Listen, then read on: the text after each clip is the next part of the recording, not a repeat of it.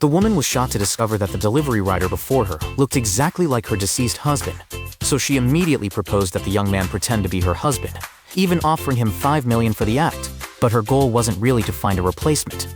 After her husband's death, other shareholders of the company were growing restless, plotting to carve up the entire Jiang Corporation.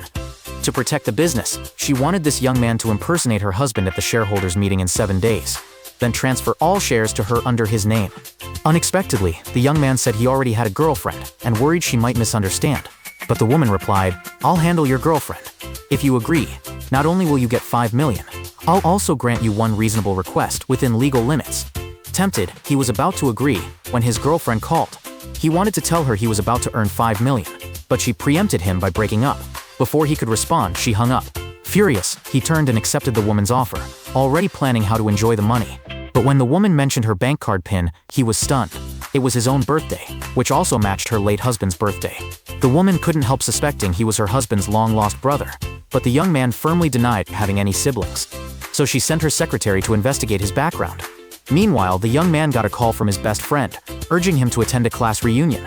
There, he knew he'd run into his ex-girlfriend and his rich rival, who always looked down on him.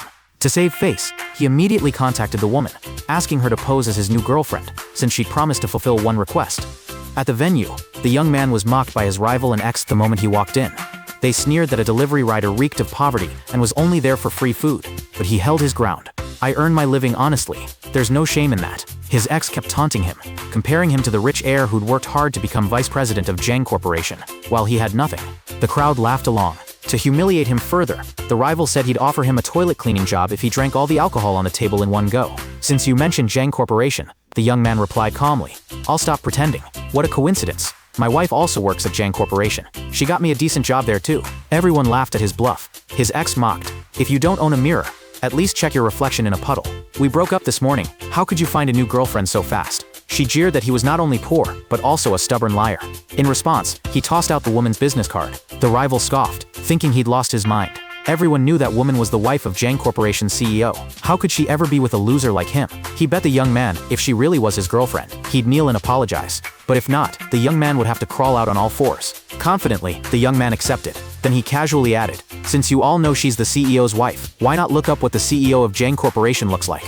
One curious classmate did, and was stunned. The CEO looked exactly like the young man. The next moment, the woman walked in.